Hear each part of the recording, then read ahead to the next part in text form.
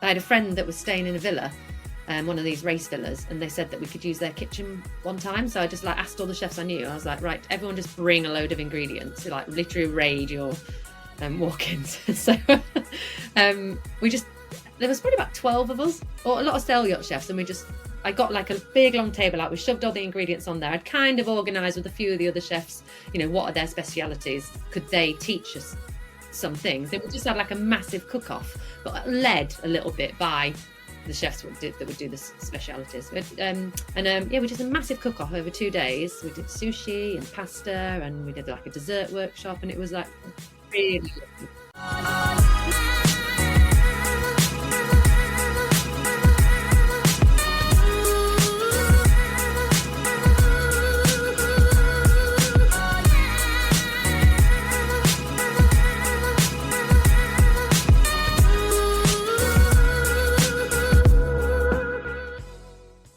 Welcome to the Montclair podcast. This is Chris, your host.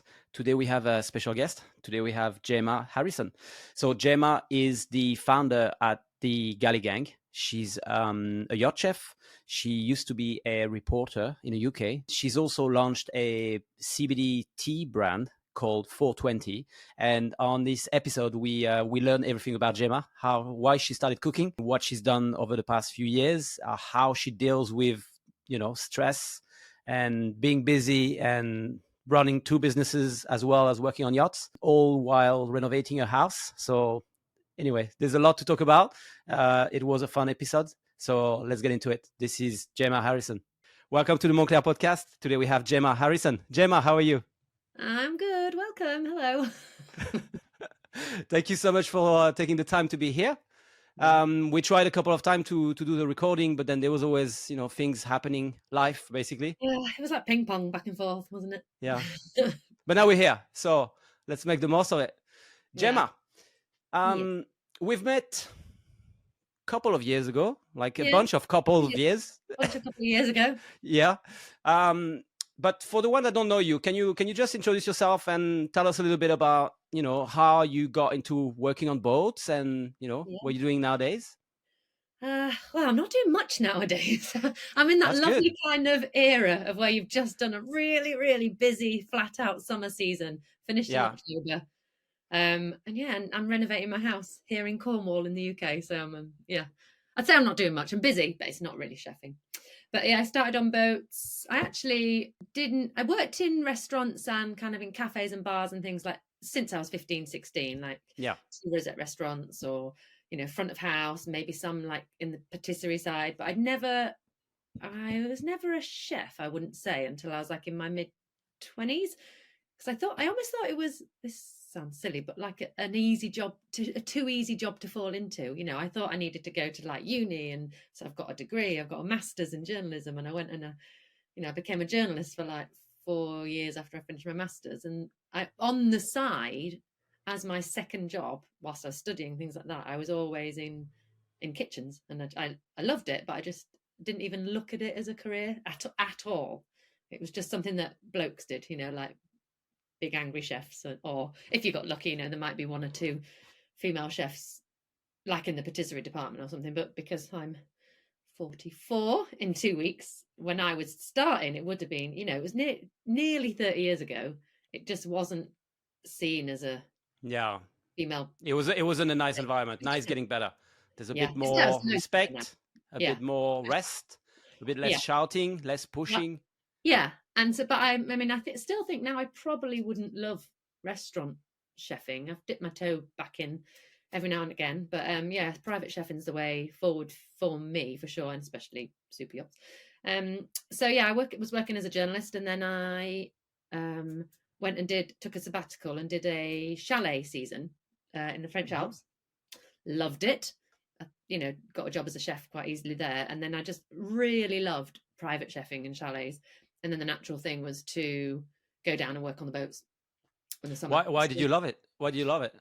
I love the autonomy of, because I was in a different kind of chalet where I could pretty much make what I wanted. I wasn't following like a set. A lot of these chalets, you get given a 7-day menu and you just repeat.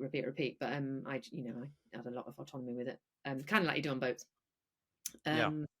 and I was like my own boss, and you know, I am better. I work harder for myself than I probably do for other people. So it's a natural thing for me to like working on my own in a galley or a kitchen. Yeah. And then I did 9 years of that, going summer, winter, in France. Where did you And do the summers? You did the summer in the chalets in a ski resort, right? winter in the chalets, in ski resort in Tignes, Val d'Isère, Les Arcs, Verbier. I did a kind of demi season there, and then summers down in Antibes and Nice, Palma, the On usual boats, mix, that was. Yeah. yachts. And then I kind of got a bit bored of winters. It's cold, isn't it? It's so cold. And then I found the Once Caribbean. you used to work and to live in the sun, and especially if Yeah. you're on a boat that takes you, Yeah. around the Med in the summer, and then you cross and go to the summer again Oh my in the God. winter. First time I got to Antigua, I was like, what have I been doing? Like, oh, it was amazing.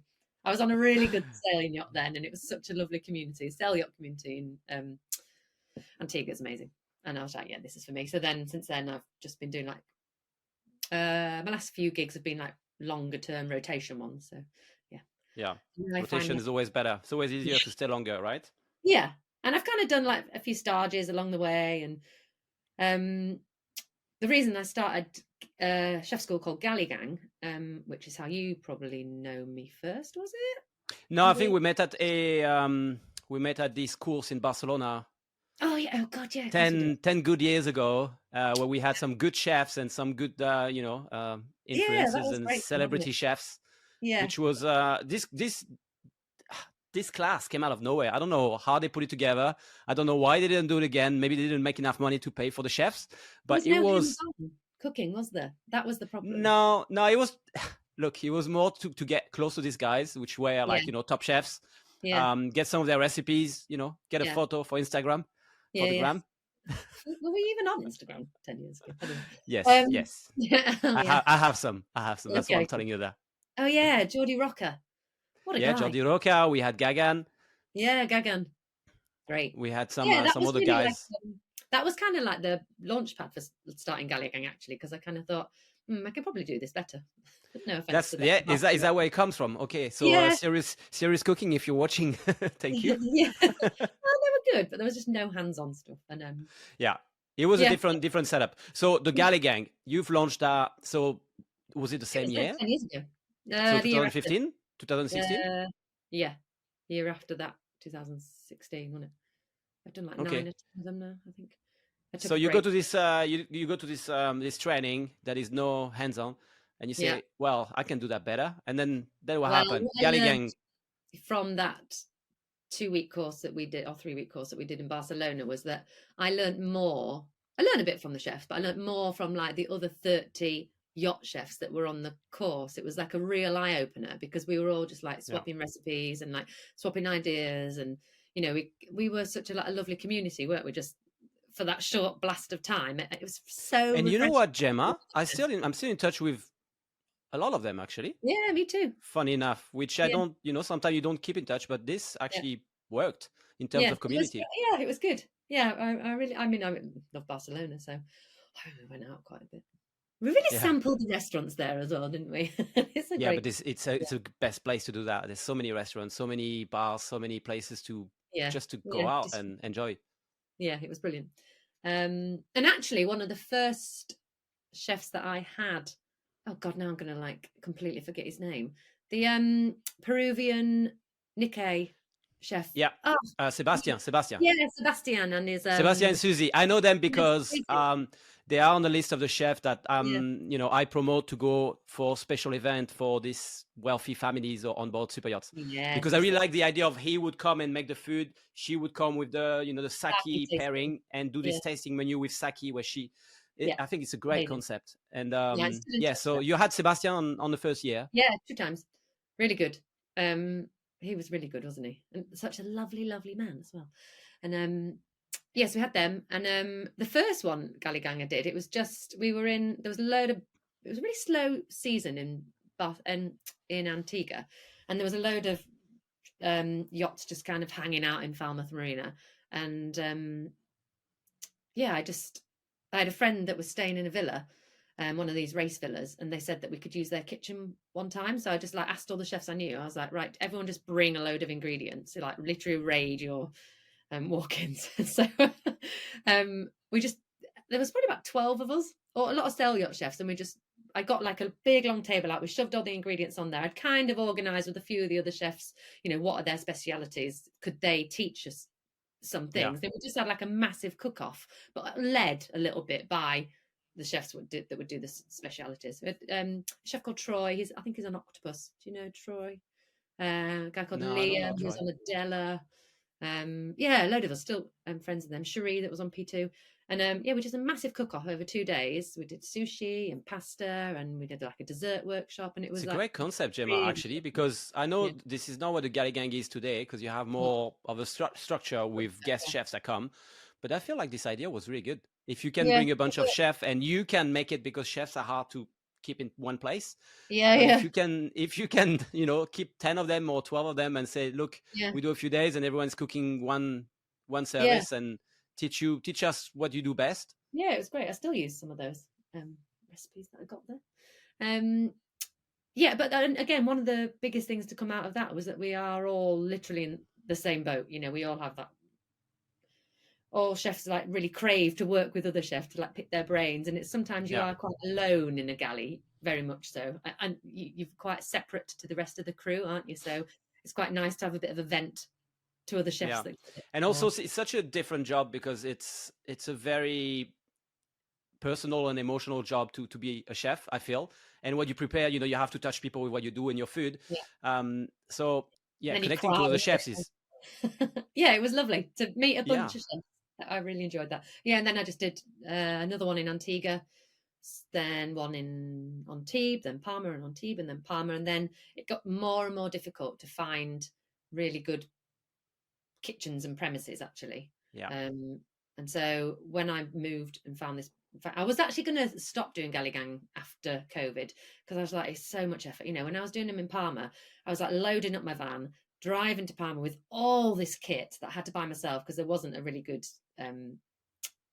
teaching kitchen or anything in Palma. I just hired a space above Olivia Market, and it was so, I made no money on it. Like, I think the first 6 Galley Gangs I did, the first 3 or 4 I like lost money on it, because I had to buy loads of equipment.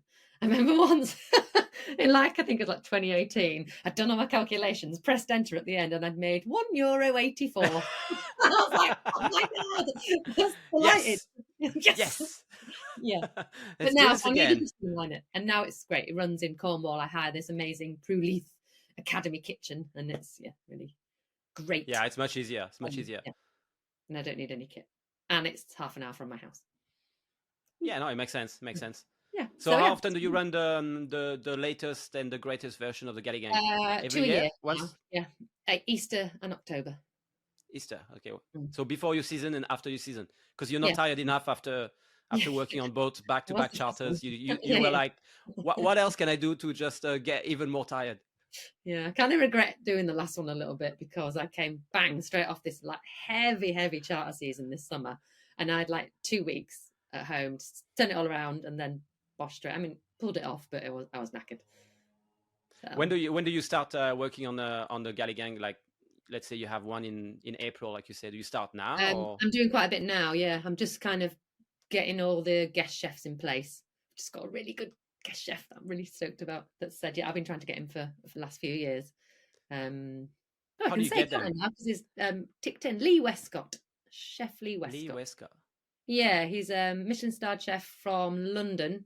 He's worked with like Jason Atherton, Tom Aikens, and done stages all over the place as well. He's worked with Gordon Ramsay at Claridge's, and he's really, and so lovely. And he also works as a private chef as well, so he kind of knows the drill of what we go through, because it's all very well having like amazing chefs in, but if they can't they need to give you practical recipes and techniques that you can actually use as a chef on your own when there isn't 10 of us in the kitchen. And you haven't got and the backup and a pot wash. So so that's good. So I start working on it. How do you get these chefs? How do you approach them? And is it hard to get them? On Instagram. The gram, mostly on Instagram, because all chefs have like chef pages, don't they? And in fact, I'd say pretty much, nearly all of them I've got through Instagram, just messaging on there. Sometimes it's a long process, I kind of plant the seed. Like for Lee, I've been chatting to him for like a few years now, and he's just, when I tried to get him on a couple of years ago, he was just opening 2 new restaurants, and he was like, absolutely no way. And then I just saw that he's started private chefing in again, and I was like, woohoo! And yeah, he was like, okay, yeah, stoked. Awesome. Yeah, so that's one of your chefs. What's how many chefs do you normally get, and how long is the Galley Gang? It's 2 weeks, so it's 10 days of teaching, and we can have 10 chef students.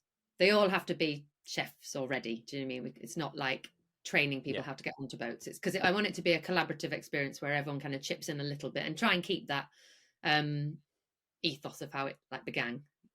The gang. And then I normally have a couple of chefs do 2 days, because if they're coming down from London or Northern England, Cornwall, and they've got like a big repertoire anyway. Like Lee'll do 2 days because he's got a lot to teach.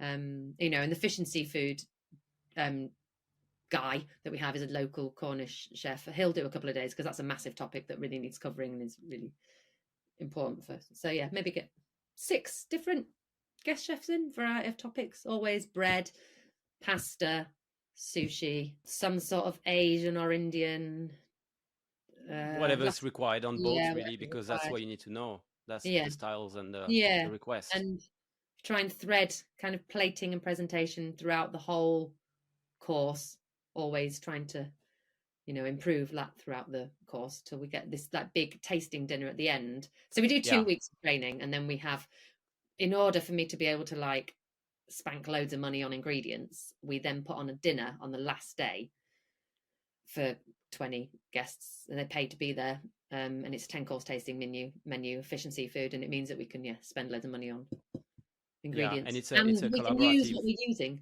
You can practice the recipes and do it one more time, and all work together. It's good. Yeah, it's really nice. That's my favorite part. Because it's the end of it. It's the end of it. And you have everyone that knows each other now. It's not like the first day when everyone is a bit shy and doesn't want to talk to the one next to them. Sounds amazing. I know last time I went to the Galley Gang, I couldn't stay on the last day, so shame. I have to come back. Yeah, please do. Maybe I can come back and I can do a special episode of the podcast at the Galley Gang. Yes, you can. By the end of it, everyone's so loud and rambunctious and like, oh God, it will be hard to contain them. It's like that's good. That's what you want. I mean, you want it to be lively and it's brilliant. Yeah, and it's weird because I just end up making loads of mates, and I actually really genuinely miss everyone when they've kind of left Cornwall. I'm like, I had 10 back to quiet. Yeah. I mean, it's not a busy place, right? So is it a village? Is it a town? Well, I live in Falmouth, which is because Falmouth's quite a yachty hub as well. Like, there's a big Pendennis shipyard here, so a lot of the bigger sail yachts come in to they have their shipyard periods here. So it's still quite a yachty place, but it's not big. Yeah. It's no. So how many chefs since you've started since 2016? How many chefs do you think you've been welcoming into the Galley Gang? Well over 100, because some of them were bigger at the beginning, maybe 150-ish. Wow. So it's good, isn't it? It is. Yeah, it is. I'm pleased. It's amazing. Yeah. How many of them do you keep in touch with? Quite a few, actually. And what's really nice is, sorry, you're a yacht recruiter as well, so I shouldn't say this, but occasionally some captains will message me like, oh, Jem, do you know anyone that could just do this short gig? And I'm like, actually, I do. I've got like, a little file of facts. I'm like, speak to this last. Do you know what I mean? I should monetize it, shouldn't I? But I don't know. I feel like. Yeah, but if you do it, maybe it's not going to work, because maybe a captain will be like, you just, But like, I don't mind, like, if you pop up and say, oh, I need a chef, I don't mind like handing them to you as well. Do you know what I mean? And saying, this girl is brilliant. I like that I can be a genuine reference for people as well, because I've seen them all work, and there's literally hardly anyone that has been on the course that I wouldn't recommend, though. We tend to get like just real good eggs. It's very politically correct, Jemma. Yes. I love everyone that came to the Galley Gang, and I will love everyone that comes. Well, you get some characters, but I mean, they're chefs. Yeah, they need to be crazy, right?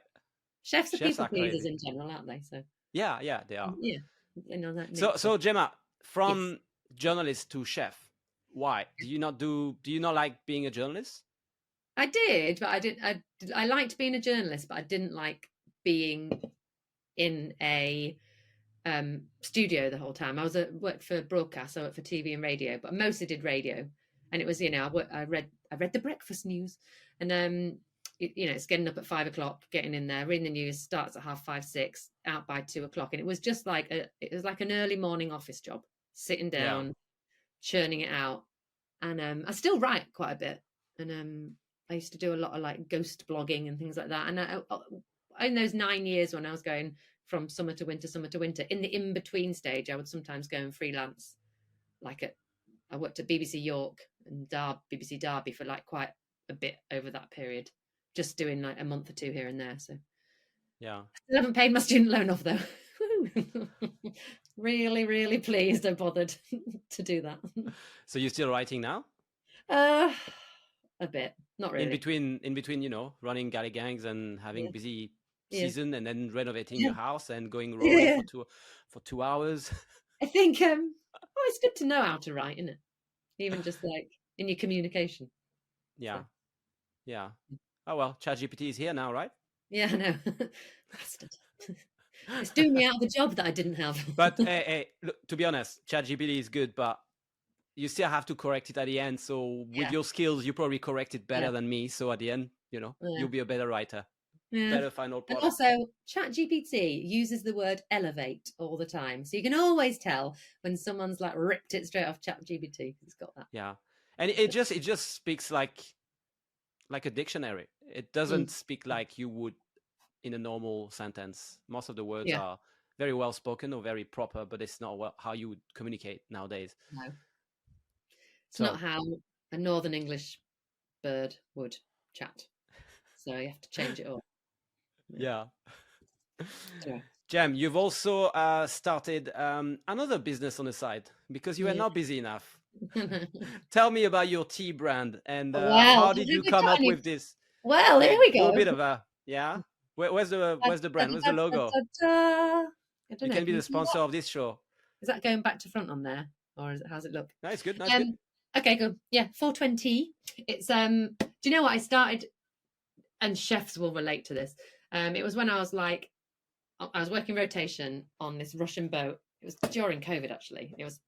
They live aboard. It was full on mental. It was like 7 a.m. in the morning, finishing at 11, 12 o'clock at night, no breaks, flat out. It was rotation, so you could get away with it. It was fine. But I just couldn't switch off like at night. And that I'm so shit the next day if I don't get like a good wedge of sleep. Like, I don't. Despite the fact I'm drinking a red wine here, like when I'm on board, like I can't drink or anything, or because even a slight hangover or slight tiredness, I don't give a crap about what I'm doing the next day if I'm like that. So I'm have to be like really on my game, just like be enthusiastic about it. And so the only thing that was like made me be able to switch off was taking CBD. So I was taking like the drops and gummies at the time, and it would like knock me out, like I'd get amazing sleep from it. And I drink a lot of tea anyway because I'm English, and I thought, I can put CBD with tea. And 420, good name. So I started a very CBD tea brand. Thank you. So how long did it take you to from the idea to a box like this in your hand? So I've been selling them really for the last 2 and a bit years. I kind of saw like in this format, I was selling the CBD tea before, like, when you just sell it to your mates and stuff like that.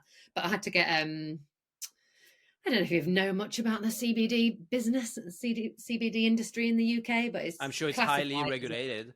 It is regulated now since Brexit. It's all such a mess. So I had to get licenses, and it was actually more of a struggle than I thought. But if it's something's not a struggle, it's not worth doing. I don't think it means not many people are doing it. So there's not many CBD tea brands at all in the UK, so it's doing all right. I don't think I've made €1.86 yet from it though. I'm still at the stage of like putting money into it, but I reckon it'll come good. What do you think you would need to take that to the next level? Do you need a distribution do you know what I need deal? To be? I need to be in one place to focus on it. Which is what I'm doing now, really. So I'm Cornish based. I don't think I'm going to be doing much yachting. Shark Tank?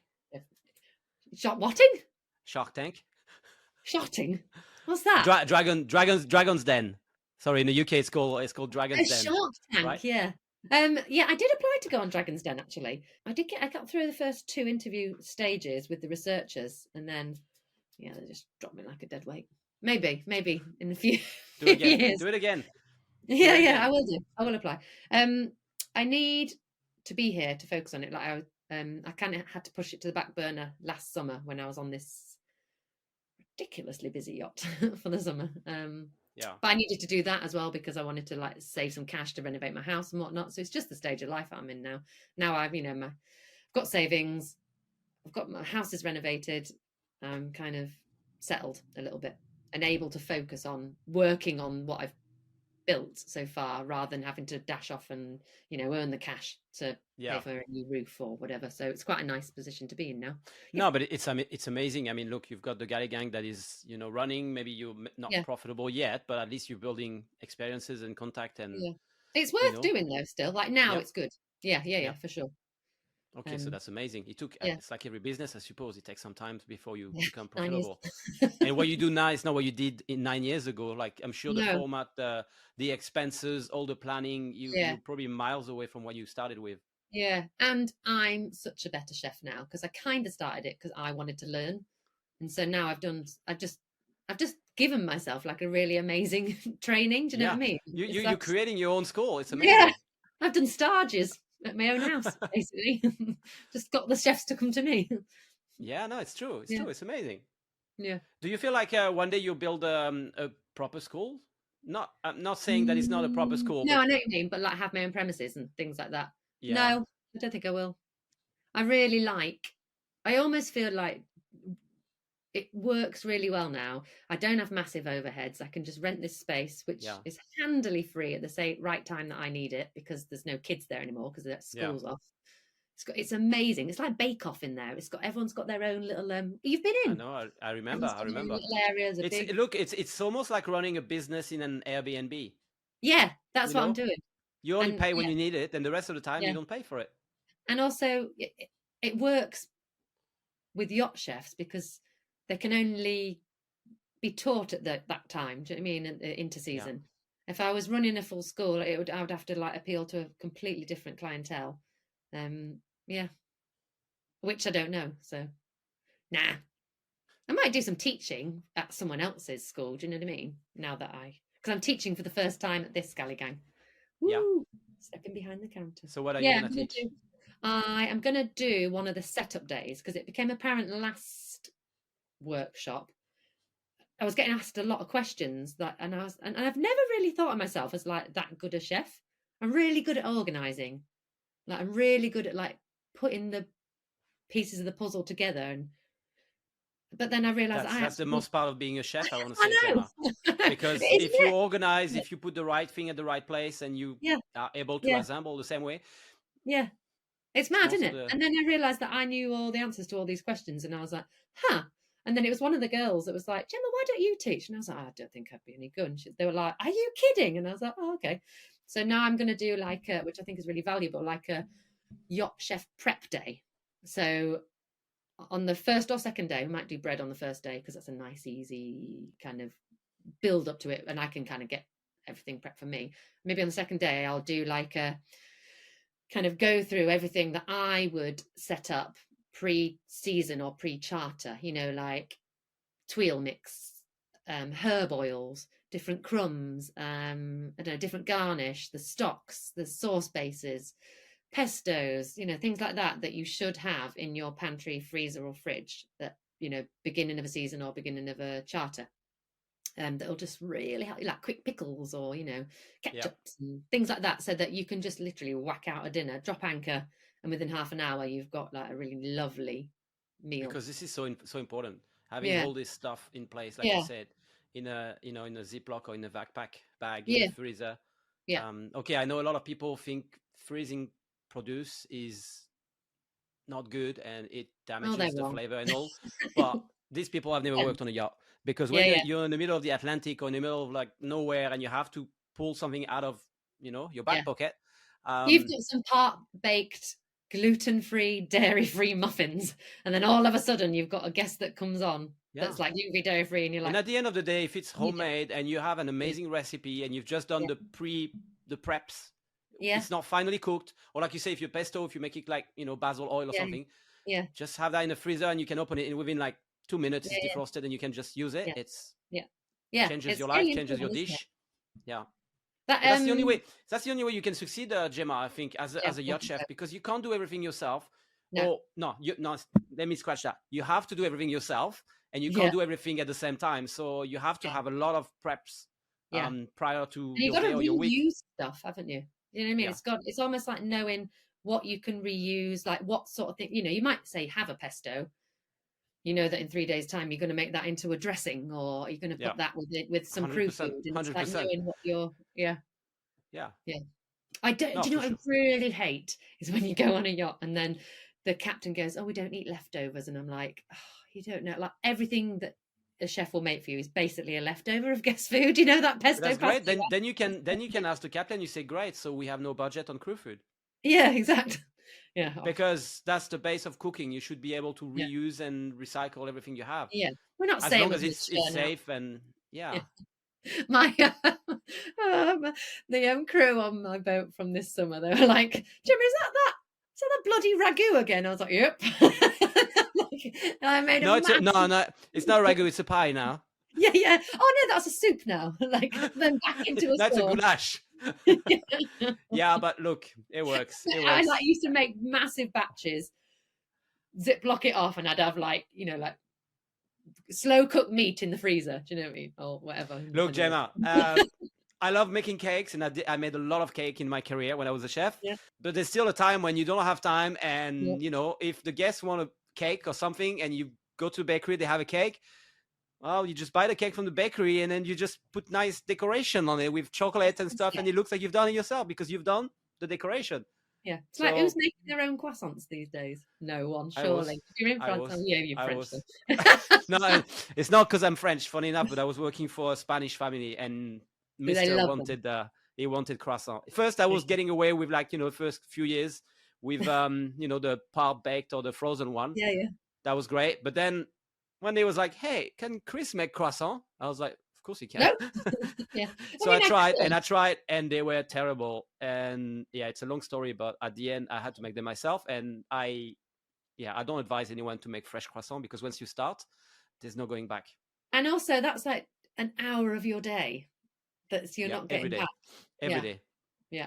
For something that the guests will really love the first few weeks, and then they will just be like, no, not then today, I'm on the diet. And then you just go into the crew mess for the crew, like an hour after breakfast when it's been sitting outside and drying, and then you're like, there you go, fresh croissant for you guys. Yeah. Enjoy. I had to get up at 4 o'clock this morning for nice one.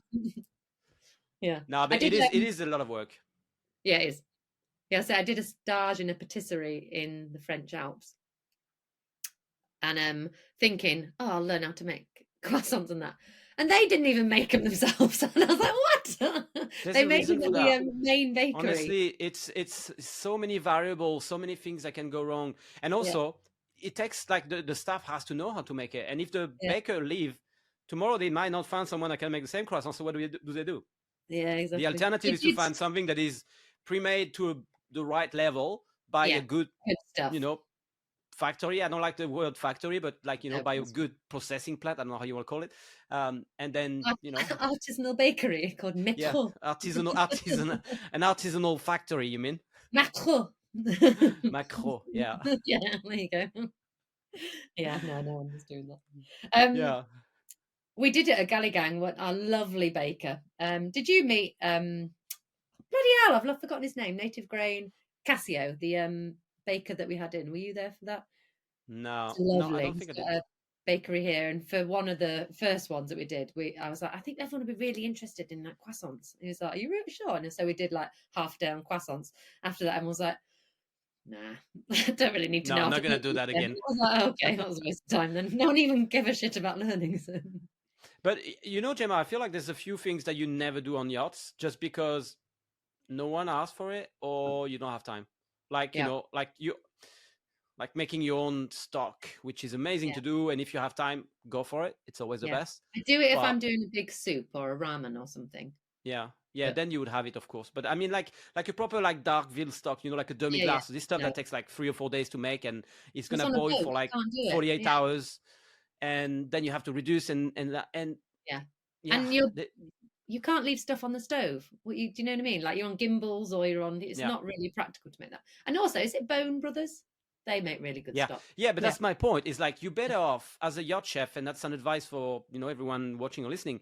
Is just find a product that has been made properly by someone in a controlled environment, which doesn't mean it's full of processed stuff or it's full of preservative, but it's just been made properly. Like you said, the Bone Brothers that make this amazing demi-glace, and they make like lamb jus and chicken jus and all the stocks. And then you have that, and you just break it in half from the freezer. You just put it in a pan, you boil it for a few seconds, and you've got your sauce. You can it's just a base, then you flavor it with whatever you want, but it just saves your life, and it just brings amazing sauce. Then it's just you add to it and you make it, you elevate it. See, you need to know elevate ChatGPT that you can use elevate in this. Okay, good. Okay, but not in the way. It's knowing when to cheat, which isn't really cheating. It's not cheating. When to work wisely. Look, there's an example for you. Pesto. Yeah, I always make my own.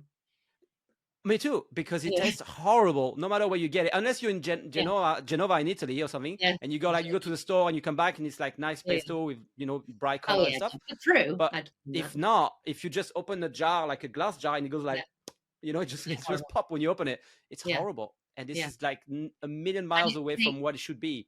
3 seconds to make, because you can. I mean, you're supposed to chop it in pestle and mortar, aren't you? But you can just buzz it in the. That's what I do as well. That's what I do. And then you can make the vegan one with the yeast flakes instead. So it's actually great, very versatile little.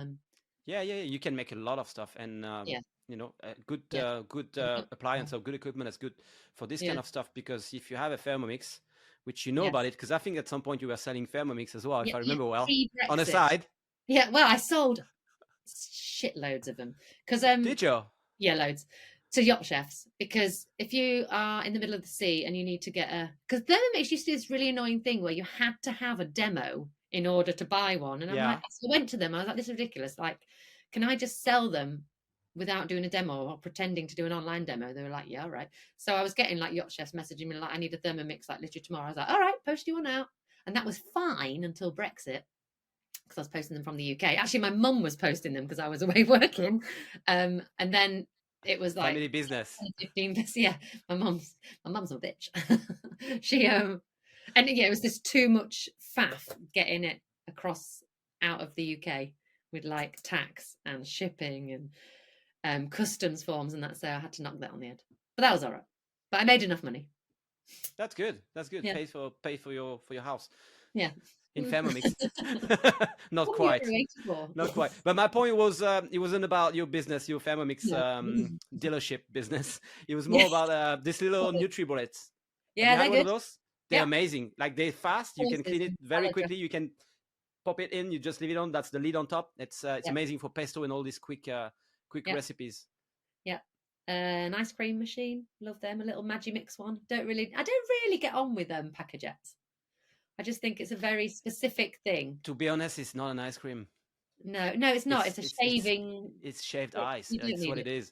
It looks from the distance, but it just melts so fast unless you put a ton of stabilizer, aka gelatin inside, or one other stuff. And you also get a little ice cream machine, aren't you? I felt like I needed to be able to be using the packagette, and I did use it on a couple of boats, but it was really more for show. And I just was like, oh, this crap.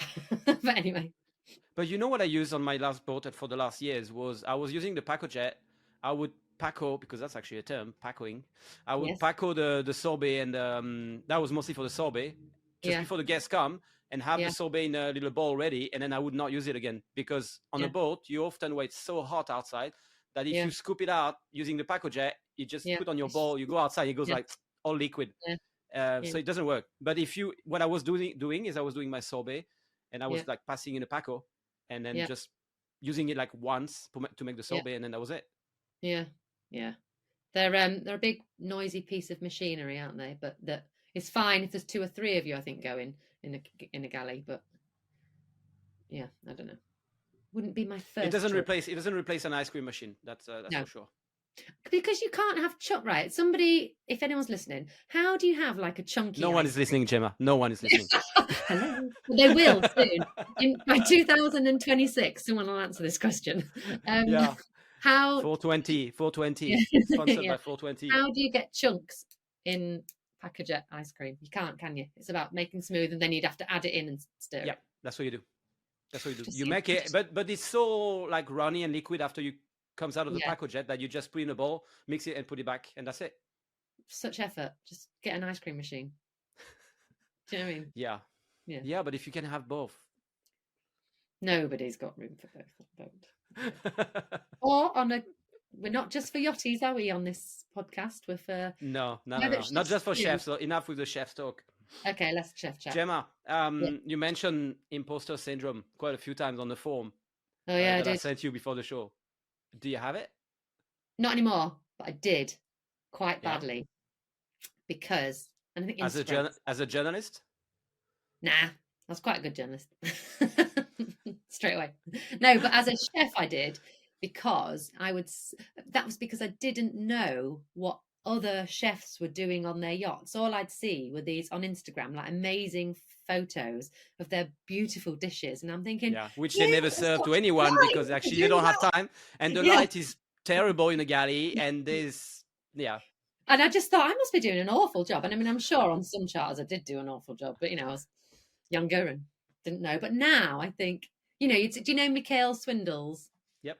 We spoke about him with Nina, actually. Yeah, beautiful. And but then I've worked out that there's like 2 or 3 in his galley. Great. I mean, he's a lovely man, not taking that away. And then some of the guys, Paul Kavanagh, used to do open amazing, beautiful plates. And they're like, really high end, super well trained restaurant-y chefs come in. They're there to do the guest food. But when you're on a 60-meter sail yacht, you're doing 12 crew, 12 guests. I mean, you're not sleeping. You're in a minor breakdown every now and again. Like, I just really thought that there must be something wrong with what I was doing or how I was approaching it, that I just couldn't get I was never. I only just in the last 2 months set up a private chef Instagram for me. I never had one because I never used to get photos because the jobs that I work for tend to be like sell yacht or like. I'm not. Do they not ask for? Oh, I suppose. You get the job from my CV or friends and people that know you, or and I did have some lovely photos. I'd done a couple of photo shoots that I just used to send out like with my CV and stuff if I needed work. But I would normally. I'm not a tweezing tiny things on a plate kind. But you don't have to be. You don't have to be. Look, the Instagram account. I think a lot of people are misjudging the advantage of having a chef's portfolio on Instagram. It's not about showing up how amazing your tweezing skills are and how many micro herbs you can put or flowers you can put on everything and gold leaves like I've seen today on some photos on someone else. It's just about showing what you do, what your style is, and if it's an amazingly plated caprese salad, or if it's sushi that you made that looks actually super colorful and there's a lot of nice presentation and stuff. It just gives people an idea of what you do. It's not to show off. Yeah, it's so important nowadays. You need to have a visual because, like you said earlier, all the chefs that you invite at the Galley Gang, you find them on Instagram because chefs are also so visual and the food is very visual. So if you can promote yourself by showing some photos, you should do it. Yeah, exactly. You really should. And you don't get a flavor of. I think what you need to do as a chef, particularly female chefs, because we haven't necessarily come through all these restaurant, training and like had all this huge like training in our background. A lot of them maybe come through to the industry like me straight into private chefing and realize that, wow, we love it. I think you need to really lean into what you are good at.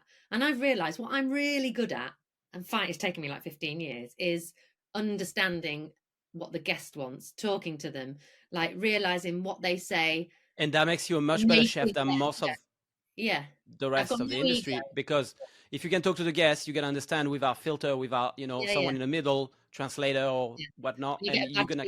Oh, that's terrible when they come through the galley and you have no clue what the chefs actually want. So I always make sure to go and actually chat to the guests. And I've got no ego about if they want something that is not up my alley, I'll just make it. But and I can tweeze stuff onto plates if that's what they really want on a chart and they wanted to have like a tasting menu and things like that. But my thing is like big, colourful, healthy, nutritious, really tasty plates. And you might get some. I think luxury is very different to different people. You'll get billionaires that they don't necessarily want a, or singing or dancing chef that's going to just do tiny plates of food. They might absolutely adore the fact that you get on super well with their children. The kids are in there making food with you, and they can all sit around and have a laugh over their dinner. And that's luxurious to them because it's like a holiday, time out. They're away from their stressful lives. And so I feel like that's what I can offer. And I shouldn't be ashamed of the fact that I'm not a tweezy chef. and to be honest, Jemma, being able to plate the food amazingly is great, but it's not going to save you as a chef. It's just going to make you shine for a second until they try the food. When on the other side, if you're actually really good with flavor, you're really good with creating amazing food that's well seasoned, well cooked, or you understand what they want and you can make it because you've got exactly what they wanted or what they felt like. Yeah, it's fine. Like at the end, they just want delicious food, like everyone else, like the crew does as well.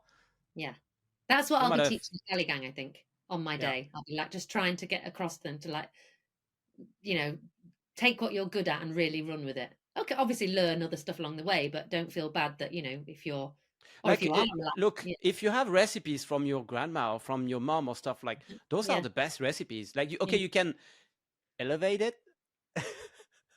but no, I think those recipes are real, and this is what you had with your family, and this is, those are comfort food. And even the billionaires, they want that. Cheese on toast, baked beans on toast. What cheese? What toast? Cheddar. Oh yeah, cheddar. White Tiger Bloomer, of course. Amazing. All right, I challenge you to post on Instagram cheese on toast. Yeah, so good. Do you know what my go-to snack is when I was like really stressed last summer? I would just go in the fridge and I'd have the crew fridge and I'd get the sliced kind of Emmental or whatever, and I'd just get a spoon of pickle and roll it up, and I'm like, oh. And that's what I would eat. Nice. You're making all this food for like crew and guests, and you're just eating cheese and pickle. But I understand. I do the same. Chefs usually eat very, very very badly. Yeah. They spend so much time cooking that the last thing they want to do is cook for themselves. And they just want to go, toasties, or they'll go like, okay, how can I solve that hunger problem the fastest possible with the least effort? Let's have a round of applause right now for the old jambon fromage baguette in France. With beurre. It is, honestly. That's the first thing I get when I land in Geneva and I'm driving to the Alps. There's a little roundabout. It's got like a little Chevalier boulangerie, and they do a Comte jambon beurre sandwich. But it's the best combo. I mean, it works. In terms of flavor, in terms of texture, it's amazing. Like, it's just really good. Yeah. I mean, I could churn the butter. I could cook the ham and slice it. What for? I love it. I love a little homemade butter. Yeah, anyway. That's my imposter syndrome. Yeah. Unnecessary, I think. So, Jemma, do you always stay busy? Yeah. Do you like to be busy? Not really.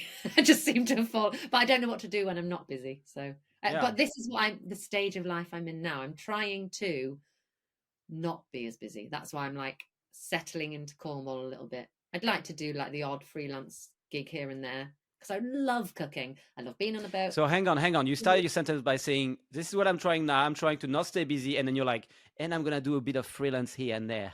Yeah, but here and there, because before I would be like, I'll go and do 2 months of a race crew chefing. But I'm not. I'll do like 2-3 weeks. And then I can enjoy it because I know I'm coming back. And I'm only going to do 2 Galley Gangs a year.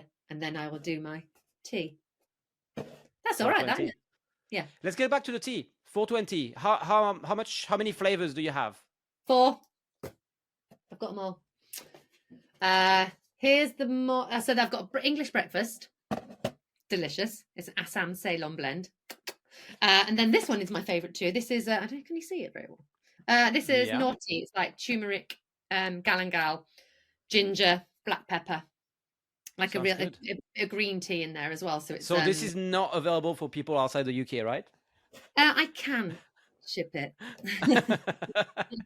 You're gonna have to find a way around this, because How are you going to get rid of that massive stock of tea you have in your house? No, I've got 28,000 tea bags arriving on Monday. Yeah. Did you buy more? Last time we spoke, which was a few years ago, but you were like, "Oh, I have a massive stock of tea in my garage." I sold out twice, so it's like Amazing. going well. Yeah. Okay. But the reason I haven't got any money from it is because it's sold out, but I've reinvested to get like, a bigger batch. So this is my biggest batch now, 28,000, and it's with a new supplier. So I import the tea myself through a broker, and we kind of work through the flavors and stuff. It's amazing. I love tea. So, and I'm working with this amazing tea sommelier almost. And so we're like just tasting tea back and forth and sending. And I import the CBD from America and send it to this importer, and he blends it all. And then I've got a new tea packer, which is just over the border in Devon. And they make all the tea for like Harrods.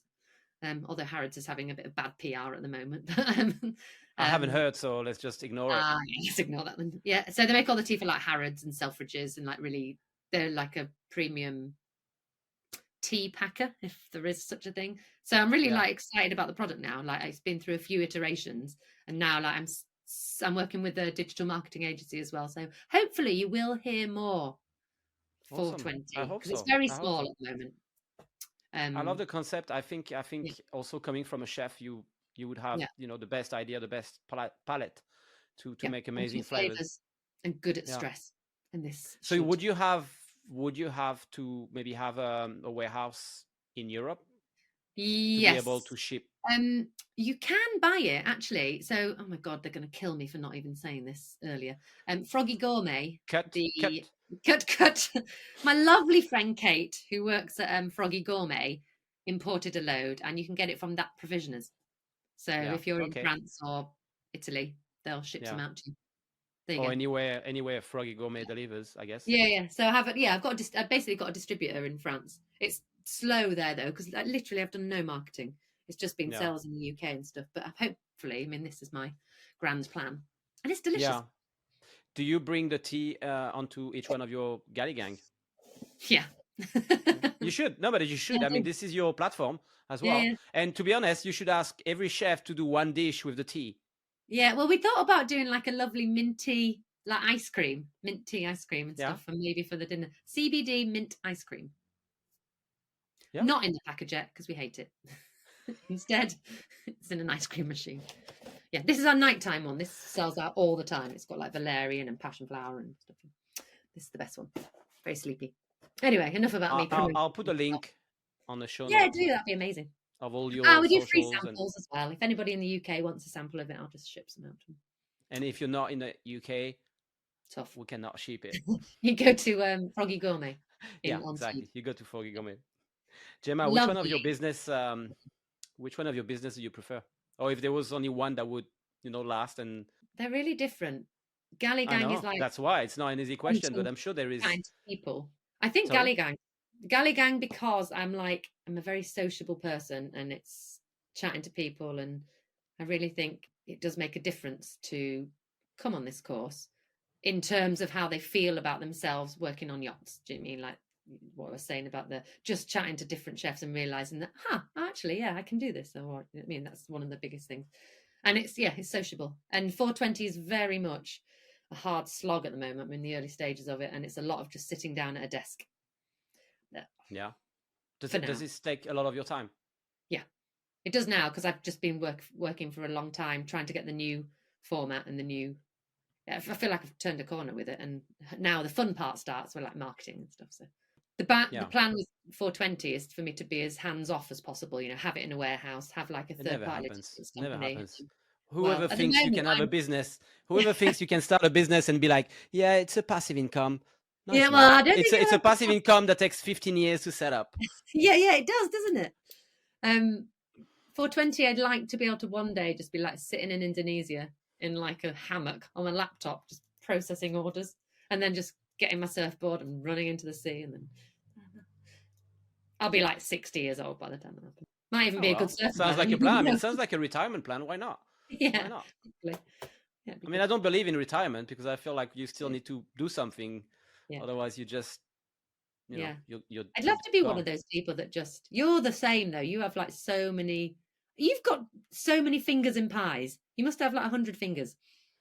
That's in English. No, but like I'm trying to channel all that craziness in my head into one thing, and it's working now, Yeah. which is Montclair Chef. But I Yeah. have, of course, I've got like next step is this, and next step we can do that, and we can, Yeah. and later we can do this, and we can start this Yeah. second side business. And Yeah. but it's fine. This is how I function, and I think it helped Yeah. me as a chef to be so quick to think about a Yeah. million things at the same time. It helps keep track on everything, but Yeah. it's also I think from the job, like I speak to a lot of chefs now, and I always ask them what do they do to relax, and if they can relax, and a lot of them are saying nope, I cannot relax, I go out. because Yum. because you spend so much time in the kitchen, and kitchen is not there to train you on how to relax. It's the opposite. If you relax, you are lazy, you are not helping the team, you are put aside, and you are you're removed from the kitchen basically. So I think it's tough as a chef to learn how to relax and to be able to relax, and it's takes some time. And yeah, it's. What do you think came first? Because I think all chefs are really similar. We're like quite high energy, fraught, can't relax. Were we like that first, and that's why we became a chef, or because we're chefs, we've trained ourselves to become like that? I think for me, I became a chef because it was quite early. I was about 15 years old when I started. And I think I was already thinking like this. So it gave me an advantage on the other chefs around. Yeah. But then definitely you kind of grow with the job, and you become more obsessed as well. For example, if you work in a Michelin star restaurant, I can guarantee you're going to become obsessed with Michelin stars and Michelin star chefs and recipes. And I had a stage in my life when I was just on the weekend, after doing 17 hours a day in the kitchen, on the day off that I had per week, I would go to the library. I would go to the library and read some cookbooks, and go to the bookshop and read the magazines about food and recipes. And obsessed it's an with obsession. Food TV shows. Yeah. I love Great British Menu. That's where I got a lot of my chefs from, actually. I look on Great British Menu, see who's good. Like when we had Kirk Hayworth on. Well, actually, he got on Great British Menu after, didn't he? And then Tom Shepherd. Who else did we get? We've had another one that's been on Great British Menu. What's his name? Anyway, by the way, they all end up there. Yeah. No, it's a good show. No, but just to go back to what we were started talking about, relaxing. I feel like it's hard to learn how to relax when you are under pressure to deliver and to work so many hours in the kitchen or any other environment. It's not just a kitchen. You can be working in a hospital and somewhere else when it's people put pressure on you. You put pressure on yourself. But I do like to stay busy, but I'm trying to not be so busy anymore. When did you last have a holiday? Not so long ago. Holiday. What's a holiday? Is it when you do nothing? No. Yeah. Well, where you actually actively book a flight somewhere to go and do something that isn't work. The thing is, what I do now, I can work from anywhere, so there's always a little bit. But I see what you're saying. But now that I have a daughter, so she's almost 6 years old, and obviously the holiday is mostly spending time with her. So I would say not so long ago. That's quite nice. I think it is. Children would make you. Well, you've got to. It makes you a bit more calmer and makes you more like, okay, let's maybe not focus on all these things that I thought was important before. Yeah. Well, lovely. Well, that's my answer then. I just need to bosh a kid out. No. What other project you have, Jemma? Talking about, the brain working fast. And do you have any other ideas or business that you think you might launch? No. I'm going to try and stick to Galley Gang and the tea. Oh, I start a new job tomorrow. Oh God! I forgot to say, Yeah. So tomorrow, it's just part-time whilst I'm in Cornwall, and my friend has this lovely boutique hotel down the road, and she needs someone to help out. So I'm going to do like 3 or 4 days a week, just doing breakfast for them. It's only like 8 rooms. It's like a really gorgeous little hotel. When was the last time you took a holiday, Jemma? I haven't. I think after the renovation's done. But what I don't want to do... No, not the next time. Not the next time. When was the last time? Because now you're thinking like, oh yeah, I will take a holiday after, in the future, maybe. I went to Morocco last January. Okay, good. For work? For 5 days, but I just worked the whole time because I had like 420 on the go then. But that's it. I did book a flight and go somewhere with the aim to relax. But you didn't. You worked on 420 instead. It's nice though. But it was No, a different environment, so it counts. I think it counts. thank you. It's been so Does good. it? Yeah. So tomorrow I start work just for a friend in her lovely hotel, the Sandy Duck. Because what I don't want to do is just burn through all my savings living. Do you know what I mean? I need to like just keep ticking over. Yeah. So that my day-to-day, at least my day-to-day costs are covered, so I don't have to go back and work on boats. You have to do that, don't you, when you've got a new business? You've got to like just keep your head above the water a little bit. Yeah. For me, I when I stopped working on yachts, I'm not, and I'm still not considering going back on boats. I don't create that option in my head. It's no way, because otherwise I feel like I'm going to lose focus on what I'm achieving here. Yeah, you do. Yeah. What about you? Do you still enjoy working on boats? Yeah, I really like. I've got quite a lovely kind of nostalgia for it. You know, when you get on a really lovely boat and you love the crew and the galley is immaculate and you've got lovely owners and you know what I mean, and then you get a massive fat tip at the end. Woo! It's lovely. It's so nice having like the best ingredients at your fingertips, isn't it? And people are happy with what you provide. But then also, like, I think this summer job that I just did last summer, I loved the crew and the captain's amazing. Like everything was great. Guests were amazing, but it was so full on that I finished it in October and I was really burnt out for a few months. So I didn't think I'd ever get back to wanting to be on boats, but it's now I've had a bit of time. I'm like, oh yeah, I've got a nice nostalgia for it. So yeah. We tend to forget about the hard stuff and we just remember more of the good stuff. Yeah. But financially, I'm in a much better place than I was last summer because I sold a house. I had another house up north. Long story, I was trying to sell it. Interest rates were flying up and I couldn't get rid of it. So I was paying 2 massive mortgages for 2 years. But now that's gone. And so now I don't have to work. I mean, I have to work, but I don't have to go and work on a yacht. Do you know what I mean? Yeah. So it's nice. I could pick and choose my jobs, which is nice. That's the best way. That's the best way. And you're going to end up having better jobs and better boats and and not they're staying. Probably going to offer, well, that's what you think, but they're going to offer you full time because you'll be like, no, I'm just here for a few weeks. And they'll be like, oh, but hang on. Long time. Yeah. I'd like to get on a boat in Antigua actually this winter because it's I mean, it's not going to be possible because I've got too much going on here, but maybe next. Is that going to be before or after your holiday? Once your house is renovated? Oh, house won't be renovated for another 2 months, so looks good though. Massive kitchen coming. Woo-hoo. All right, Galley Gang in your kitchen then. I could do some teaching in it, but not 10 chefs. But I would maybe do 1-on-1. Who knows? You can do a super high-end Galley Gang, you know, the Galley Gang Gold or something. Just 4 chefs. Yeah. Yeah. The premium. Yeah. Awesome, Jemma. That was I think that was an awesome conversation. Thank you so much. Yeah, thanks. Yeah, that was fun.